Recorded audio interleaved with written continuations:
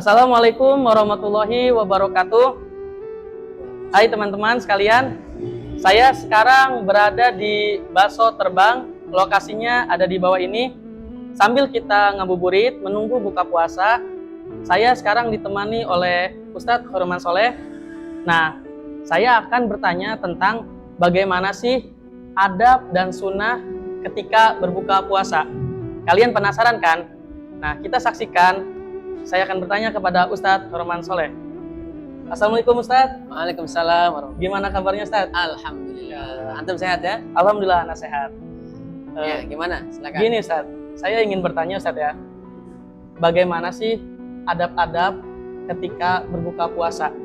Kadang kan sekarang banyak nih teman-teman saking menunggunya azan maghrib, mereka tidak memakai adab Ustadz, langsung buka puasa begitu aja.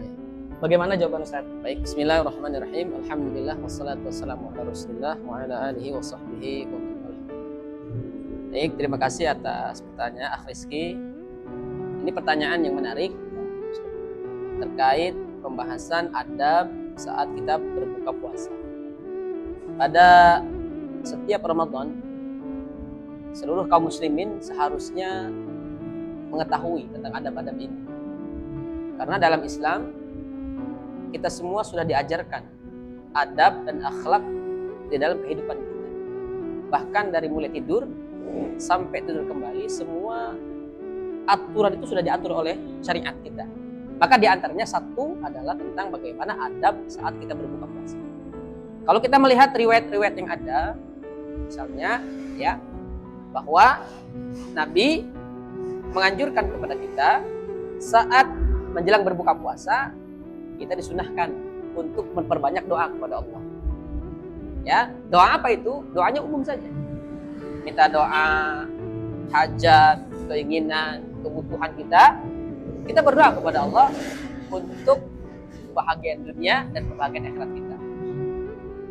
Nah, di antaranya asar dari sahabat, ya, yaitu Amr bin As. Ketika beliau menunggu berbuka, beliau mengajak anak istrinya untuk berdoa kepada Allah. Itu menjelang berbuka puasa. Nah, di antara dalilnya Nabi sampaikan, salasun la turaddu da'watuhum. Ada 3 orang yang kalau berdoa itu tidak akan ditolak oleh Allah. Yang pertama, di antaranya adalah as-shaimu hatta yuftir, atau as-shaim hina yuftir. Dia berpuasa sampai dia menjelang berbuka. Nah, ini adalah waktu-waktu yang mustajab untuk berdoa. Jadi jangan sampai menjelang berbuka puasa kita disibukkan dengan main HP. Jangan sampai kita berbuka puasa disibukkan dengan ngobrol. Jangan sampai menjelang berbuka kita nyorek, ngabuburit, hal-hal yang tidak penting sebetulnya, sehingga dia menghilangkan sunnah. Dia tidak berdoa kepada Allah. Bahkan sebagian masyarakat kita kebanyakan menjelang berbuka itu main HP. Gak sadar akhirnya azan dia buka. Padahal di sana ada waktu yang mustajab, waktu yang terkabul. Doa, ya.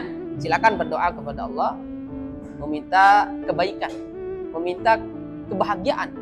Apapun doanya, silakan disampaikan saat menjelang berbuka puasa. Itu. Nah, tadi kan itu tentang adab Ustadz ya. Sekarang ini tentang sunnah-sunnah Ustadz. Jadi gimana nih Ustadz nih ketika kita mau berbuka puasa, di sini ada gorengan, ada kurma, ada air putih. Nah, sunnahnya apa dulu nih Ustadz? Apakah makan gorengan dulu? Apakah minum air putih ataukah kurma Ustadz? Baik, terima kasih. Alhamdulillah. Nah, ini pertanyaan bagus teman-teman. Setelah kita mengetahui adab saat menjelang berbuka, berikutnya kita harus tahu sunnah-sunnah apa saja yang harus kita makan terlebih dahulu saat berbuka puasa. Nah, kini kita ingin mendapat pahala ya, maka kita harus mengambil sunnah dan ittiba kepada Nabi SAW. Di antaranya sebenarnya ini contoh saja, ya nanti teman-teman bisa praktekkan di rumah. Nah, di sini ada kurma, kemudian air putih. Nah, Nabi SAW kalau berbuka puasa, beliau biasa berbuka dengan rutob. Apa itu rutob? Kurma basah. Kurma yang basah, lembut ya. Kalau tidak ada, Nabi berbuka dengan kurma yang kering. Kurma kering, tamr ya. Kalau tidak ada, Nabi meminum beberapa tegukan air putih. Gitu ya. Nah, setelah itu kemudian Nabi berdoa dengan doa yang diajarkan Nabi. Bismillahirrahmanirrahim. Zahabat dhamma'u wabtallatil uruq wa tsabatal ajru insyaallah. Artinya zahabat dhama'u, telah hilang dahaga, basah kerongkongan, pahala tetap insyaallah. Jadi doa itu dibaca setelah kita berbuka. Jadi kita ulangi, pertama bismillah. Bismillah, setelah bismillah kita memakan beberapa butir kurma. Nah, ini juga khilaf di antara para ulama, apakah harus ganjil atau genap? Ya, maka silahkan boleh ganjil, boleh genap. Tidak harus ganjil ya. Boleh 1, 2, asal jangan 1 box. Kebanyakan. Ya. Kurma kita makan, setelah itu kita minum, setelah itu baru mau gorengan, mau es campur, mau mie glosor, mau bakso dan seterusnya silahkan. Ya, yang penting sunnahnya adalah memakan kurma karena dianjurkan dengan hal-hal yang manis. Kurma, kemudian kita minum air putih, setelah itu kita memakan yang lainnya dan berdoa tadi, zahabat dhama'u wabtallatil uruqu wa tsabatal ajru insyaallah. Nah, jangan lupa saat kita berbuka, makan begini, saat berbuka ada azan. Kadang azan terdengar di masjid, maka tetap disunahkan menjawab azan. Kecuali azannya terdengar dari HP ya. Nah, kalau terdengar di masjid atau musola, kita sambil berbuka sambil menjawab panggilan azan. Nah, itu demikian di antara sunnah-sunnah saat berbuka puasa. Pertama bismillah, berikutnya kurma, kemudian berikutnya minum air putih, kemudian berdoa, zahabat dhama'u wabtallatil uruqu wa tsabatal ajru insyaallah.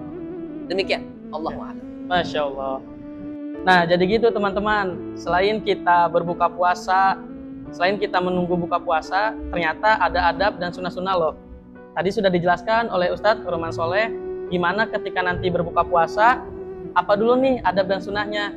Jadi jangan kalian hanya menahan haus dan lapar, tapi ketika berbuka puasa malah terburu-buru. Saking inginnya membatalkan puasa, kalian makan apa saja.